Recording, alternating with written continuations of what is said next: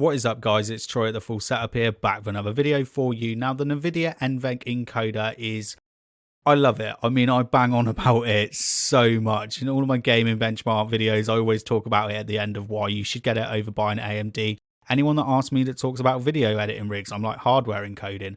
I mean, my 5600, I was looking at upgrading to a higher end CPU to improve my video editing. I actually had a look in Task Manager the other day. I don't know if I've got a screenshot, you might see it on screen here, and my CPU is like at 20% usage while rendering a bunch of 4K footage. I mean, the 3070 just pretty much does it all. And the Nvidia hardware encoder is the same on all GPUs from like the 1660 series, so the 1650 Super, to the RTX 2000 series, to the RTX 3000 series.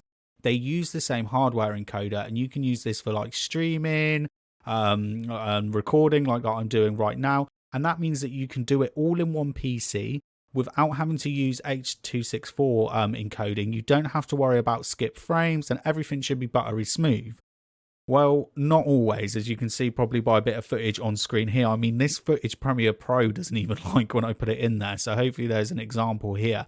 And that is when you do encoder overload. So basically, when you're pushing your system too far and you're pushing your CPU too far, the Nvidia encoder, if it's doing too much, will offload work to the GPU, and that's where it becomes a problem, especially if you're going to be using things like RTX voice. Maybe you want to use some background removal because you don't like the flowery wallpaper behind you.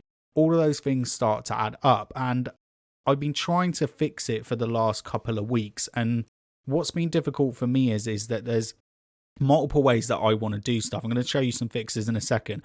And that is because, you know, maybe I'm recording footage like this, or it's a review, which is all 4K, and then I've got multiple cam links and capture cards and cameras everywhere. But then I add some gaming footage into it, which is where that choppy stuff came from. And as you can see, my RTX 3070 just absolutely shat itself. And that's a potent little GPU. So that's even when it's offloading work over to it. So I watched a whole bunch of videos. Went on loads of forums, and I just think everyone had their own suggestion, and there were loads of great ones, but no one had the sort of complete package of all those suggestions in one video. So that's what we're going to do. Troy with the long intro, as always, and I'm using a new microphone today as well, so I hope it doesn't sound terrible. This is the Stellar X2 that TechZone sent over for me to review, so I'll be doing a video on that very soon. Anyway, yeah. So I want to show you some stuff then. So before we even mess around with OBS, what I want to show you is some other things that you're going to need to do first. So I'm not a fan of it, but OBS was updated, I think last year, so that if you use game mode on Windows 10, that means that when you become to 95% GPU usage, if you run game mode, OBS as an administrator, see, there we go, I have a link there, so I always open that one, so it just automatically opens it as an administrator, then that should, you know, sort it out a little bit. But game mode it's game mode. So it's, you know, it's not perfect, and it's one small fix, but it's not the fix that I was looking for. Now, another issue that you can have as well is like this monitor here is a 1440p 165Hz monitor. The monitor that I've got OBS on at the second over there is a 4K monitor sort of in portrait, which is 60Hz. So you can actually come into some issues with where it will lock you to 60Hz, or it won't do it right. So let's just go on a game here. So if we go properties on Cyberpunk, compatibility, and then you want to go to, where is it? Disable full screen optimizations, and that can speed it up a little bit. Now the next thing is going to be your games, okay?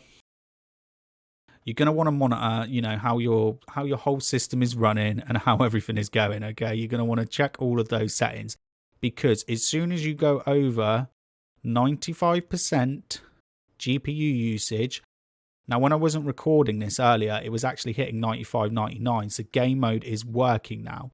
But as soon as you go over that 95% GPU usage, that is when your encoder, like I said, it's going to shit itself. So I know a lot of people, you know, you spend this money on a really expensive graphics card and you want to run everything ultra and maxed out. You need to get yourself away from that, okay? Drop in a few settings, maybe like lightings, shadows, a little bit of AA, so you can have a steady stream or steady game recording, is much better than just spending thousands and thousands of pounds to just run ultra. I mean, it's just a couple of settings, you turn it down. So this is actually running all low.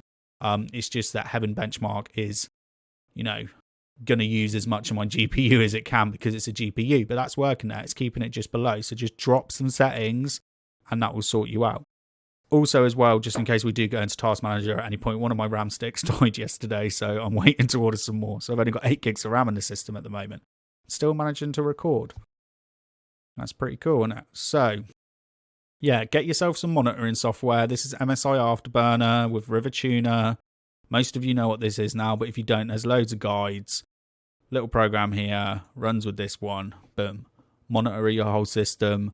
You basically just need to keep under that 95%. I'm just going to always aim now to sort of bottleneck my system a bit, which isn't too bad when you're at 1080p with a moderate modern CPU and a sort of high-end GPU. It's quite easy to do.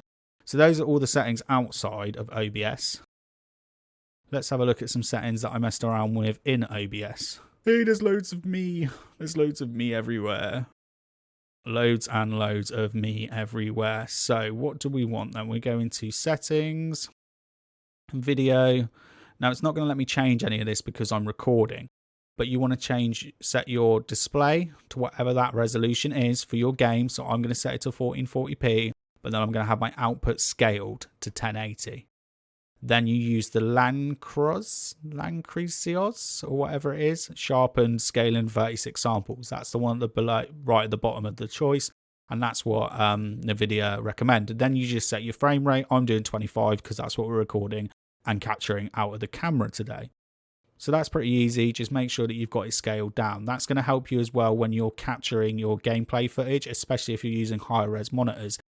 It's a bit more tricky with the high refresh rate. Like you can record high refresh rate gameplay in here, but you also always know there's going to be a little bit of jumping and skipping around there because if your frame rate's fluctuating between like 120 and 160 like mine will do, that's always going to be a little bit sketchy on the stream, but I would always prefer to be playing, you know, at that resolution. So then here are my streaming settings. So we're using Nvenc new 1920 1080, so that would be rescaled there. I don't think it's going to let me change any of this because I'm recording. I use a constant bit rate of 9,000 kilobits per second. I use max quality because the encoder can handle that. Profile high, psycho visual tuning, ticked on. Look ahead I have turned off, and max B frames I have set to 2. So that's the settings that I have in there as well. None of the audio tracks are selected. And then over to my recording, I do it 200,000 kilobits per second. That's more because of hard drive space than anything else. I found that it's fine recording all the way up to lossless or 300,000 kilobytes. And sort of the same settings again there. Max quality, profile high. You know, they're all the settings I've had. And since I've been doing all of that, since I've been making sure that the output resolution's set right, since that I'm running, you know, administrator mode, I'm making sure that I'm not flexing. Let's go back. So we're, you know, since I've done all that, so I'm not hitting that 95% GPU usage and just turning settings down a bit. Everything has been buttery smooth and not like it was earlier, although I haven't got any footage that I want to get for you today because I'm not gaming with a single 8GB stick of RAM. I can wait. I've got more RAM coming out on Wednesday anyway, so 32 gigs of B-Dies, that wasn't cheap. But yeah, gutted about that. Team Dark Pro stuff, this ain't cheap either, but I definitely think I've abused this memory, so hopefully I can blag it back on the lifetime warranty there. But yeah, just let me know if you have any other suggestions, but these are things that have massively fixed my issues. One last thing as well is if you're using capture cards and AMD and stuff on that at the moment, the thing that's managed to fix all of that for me is dropping down to PCIe Gen 3 and a combination of all these other settings that I've run today. And I'll link you to Elgato's link on how you can fix those issues as well if you're suffering from them, but hopefully they'll get solved by a BIOS update soon. But anyway, that's it from me today. Just a quick video. This is going to be fun, mixing this one down in Premiere Pro with 8 gigs of RAM. But yeah, I'll be back with some more content very soon.